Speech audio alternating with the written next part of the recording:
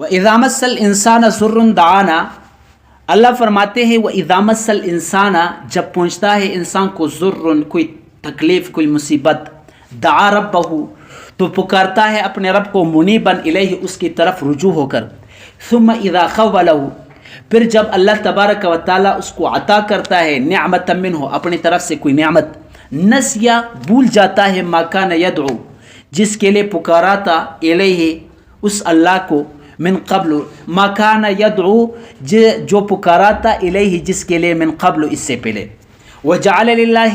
اور پھر بنا دیتا ہے اللہ کے لیے، اندادن، شریک، لیضل عن سبیلی، تاکہ اس کو رستے سے بھٹکائے۔ اللہ فرماتے ہیں مشرک اور کافر اور ناشکر انسانوں کی ایک مثال پیش کرتے ہیں کہ انسان کی مزاج اور طبیعت ایسی ہے کہ جب انسان کو کوئی مصیبت اور تکلیف پہنچ جاتی ہے، کسی بیماری میں، کسی دنیائی پریشانی و ٹینشن میں مبتلا ہوتا ہے، کسی نقصان میں مبتلا ہوتا ہے، تو پھر سب چیزوں کو بھول جاتا ہے، غیر اللہ کو، اپنے ان معبودوں کو جو اللہ کی سوا پوچھتے تھے، یا سب کو بھول جاتا ہے، صرف اللہ کی طرف متوجہ ہوتا ہے، یا اللہ میرا یہ کام کر دو، یا اللہ میری توبہ ہے، یا اللہ یہ ہے، یا اللہ وہ ہے، پھر صرف اللہ کی طرف متوجہ ہوتا ہے، کسی بیماری میں مبتلا ہوتا ہے، کسی مصیبت میں مبتلا ہوتا ہے۔ لیکن اللہ فرماتے ہیں کہ جب ہم ان کو ٹھیک کر دیتے ہیں، اس حاجت اور مشکل کو دفع کر دیتے ہیں، اس پر اپنی طرف سے نعمت کر دیتے ہیں، تو جس چیز کے لیے ہمیں پکارا تھا، پھر اس چیز کو بھول جاتا ہے، پھر جو واپس جو اللہ تبارک و تعالیٰ کی نافرمانی میں لگ جاتا ہے، اور پھر جو واپس اللہ کے لیے شریک بناتے ہیں، غیر اللہ کی عبادت کرتے ہیں، غیر اللہ کی طرف متوجہ ہوتا ہے۔ غیر اللہ سے مراد یہ ہے کہ مشرکین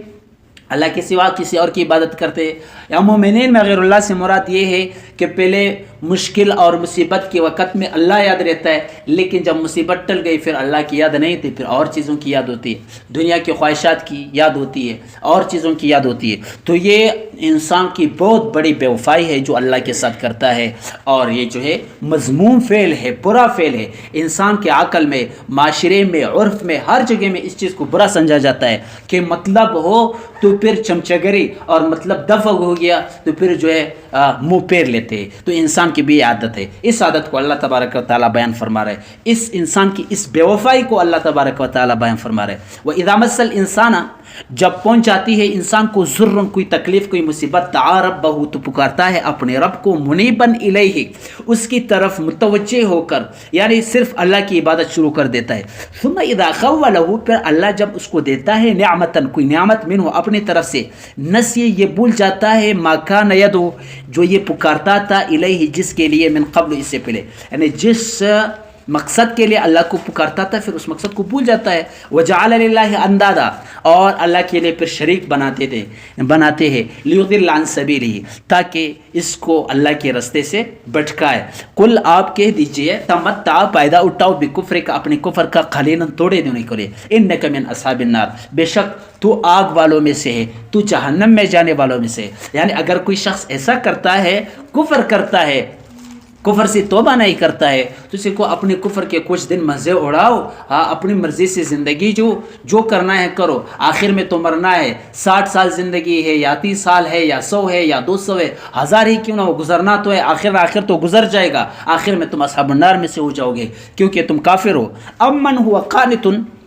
اللہ اب فرماتے ہیں کہ نہیں ہو سکتا ہے کہ اللہ تبارک و تعالیٰ کافر اور مومن کو ایک ترازو سے تول لے، دونوں کو ایک مقام دے دے، جس کے بعض کافر کہتے ہیں کہ یہ دنیا آئی ہے اور اس دنیا میں ہم آئے ہیں، ہماری مرضی، ہم دنیا میں جو کچھ کریں گے، یہ زندگی گزر جائے گی، اور جو ہے پھر ہم مر جائیں گے، پھر خاک ہو جائیں گے، پھر نیست و نابود ہو جائیں گے، پھر ہمارے ساتھ کوئی حساب کتاب نہیں ہوگا، ہم اپنی مرضی کے خالف۔ ایسا نہیں ہوگا، کیونکہ ایسا کرو گے تو ناانصافی ہوگا، کیونکہ جو شخص عبادت گزار ہے، دن رات اللہ کی عبادت کرتا ہے، ایمان رکھتا ہے، اللہ کی رحمت کی امید رکھتا ہے، وہ بھی اس دنیا میں رہتا ہے، اور کچھ شریر لوگ اور کچھ جو ہے اللہ کے نافرمان لوگ اس دنیا میں رہتے ہیں، جو کفر بھی کرتے ہیں، گناہیں بھی کرتے ہیں، ظلم بھی کرتے ہیں، وہ بھی اس دنیا سے چلے جاتے ہیں۔ اگر دونوں کو ایک مرتبے میں رکھ لیا جائے تو یہ انصاف نہیں ہوگا، اس لیے آخرت کا دن ہوگا، ہر چیز کا حساب ہوگا، کسی نے اچھا کیا ہوگا تو اس کو ثواب ملے گا، کسی نے برا کیا ہوگا تو اس کو سزا دینی چاہیے۔ امن ہوا قانت، من اس میں دو الفاظ ہے، ایک ام استفامیہ ہے جس کا معنی ہے کیا، ایک من موصولہ ہے یعنی جو، کیا جو ہوا قانتن جو عبادت کرنے والا ہے آنا اللیل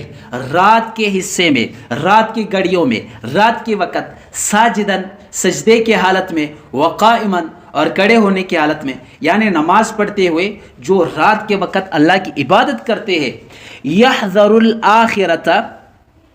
آخرت سے ڈرتے ہیں، ویرجو رحمت ربہ اور اپنی رب کی رحمت کی امید رکھتا ہے کہ اللہ مجھے بخش دے گا، امید ہے، جیسے کہ حدیث شریف میں آتا ہے کہ آپ صلی اللہ علیہ وسلم فرماتے ہیں الایمان بین الخوف والرجاء، کہ ایمان یہ خوف اور امید کے درمیان کی چیز ہے، یعنی مومن کو اللہ سے ڈرنا بھی چاہیے کہ ایسا نہ ہو کہ آخرت میں اللہ ان کو سزا دے، اور مومن کو امید بھی رکھنا چاہیے کہ امید ہے کہ میرا رب مجھے بخش دے اور مجھے جنت نصیب کرے۔ تو یہاں پہ بھی اس مومن کی صفت یہ ہے کہ دن رات جو ہے اللہ کی عبادت میں، نماز میں مصروف ہوتا ہے، آخرت سے ڈرتا ہے، ورجو رحمت ربہ اور اپنے رب کی رحمت کی امید رکھتے ہیں۔ قل آپ کہہ دیجئے هل يستوي الذين يعلمون، کیا وہ لوگ برابر ہے جو عالم لوگ ہیں، جاننے والے لوگ ہیں، والذین لا يعلمون اور جو لوگ جاہل، یعنی کیا عالم اور جاہل یہ دونوں برابر ہے؟ تو ہرگز نہیں۔ دنیا کا ہر کوئی انسان یہی کہے گا کہ عالم اور جاہل برابر نہیں ہے۔ علم اور یہ روشنی ہے، عالم انسان یہ کامیاب ہوتا ہے اور جاہل انسان یہ کامیاب نہیں ہوتا، جہل تاریکی ہے۔ تو ان سے کہے کہ عالم اور جاہل کیا برابر ہوتا ہے؟ تو ایسی ہی مومن اور کافر برابر نہیں ہوتی، ایسی ہی مطیع اور نافرمان برابر نہیں ہو سکتا۔ اس لیے روز آخرت کا ہونا ضروری ہے، جس میں دونوں کا حساب ہونا چاہیے۔ انما یتذکر اولو الالباب، نصیحت صرف وہی لوگ حاصل کرتے ہیں جو عقل رکھتے ہیں، جو سوجھ بوجھ رکھتے ہیں، جو تھوڑی سی سمجھ رکھتے ہیں، تھوڑا سا عقل سے کام لو۔ ایسا تو نہیں ہو سکتا کہ مومن اور کافر کو اللہ پاک ایک ترازو میں تول لے، دونوں کو ایک جیسا جو صلہ دے دے، مطیع اور نافرمان کو اللہ پاک ایک ہے، یہ تو ناانصافی ہوگا۔ تھوڑے سے عقل سے کام لو، آخرت کا دن آنے والا ہے، سب کا حساب کتاب ہوگا۔ قل آپ کہہ دیجئے یا عبادی الذین آمنوا، اس کے بعد مشرکین اور کافروں کے بیان کے بعد اب اللہ تبارک و تعالی مومنین کا حساب، مومنین کا بحث کرتے ہیں، ان کا تذکرہ کرتے ہیں۔ قل آپ کہہ دیجئے یا عبادی الذین، اے میرے وہ بندو، آمنو جنہوں نے ایمان لایا ہے، اتقوا ربکم، اپنے رب سے ڈرتے رہیو، جس طرح ابھی تک اپنے رب سے ڈرتے رہتے ہو، اللہ کی عبادت کرتے ہو، آگے بھی اپنے رب سے ڈرتے رہنا، تقوی اختیار کرنا، پرہیز کرنا۔ للذین احسنوا، للذین ان لوگوں سے، احسنوا جنہوں نے نیکی کیا ہے، فی ہذہ الدنیا حسنۃ، اس دنیا میں نیکی کرنا، یعنی ان لوگوں سے یہ کہو جنہوں نے اس دنیا میں نیکی کیا ہے۔ وارض اللہ واسعہ، اللہ کی زمین کشادہ ہے، فراخ ہے، یعنی اگر کسی کو کسی جگہ میں رہنے کی وجہ سے وہاں پہ عبادت کرنے کی توفیق نہیں ملتا، وہاں پہ پابندیاں ہے، وہاں پہ جو ہے وہ اسلام پر پوری طرح عمل نہیں کر سکتا، تو ہجرت کر لے، جائے کہ اللہ کی زمین کشادہ ہے، وہاں سے منتقل ہو جائے، کسی دوسری جگہ پر جو ہے منتقل ہو جائے۔ وَأَرْضُ اللَّهِ وَاسِعَةٌ، اور اللہ کی زمین جو ہے یہ کشادہ ہے، فراخ ہے۔ إِنَّمَا يُوَفَّى الصَّابِرُونَ،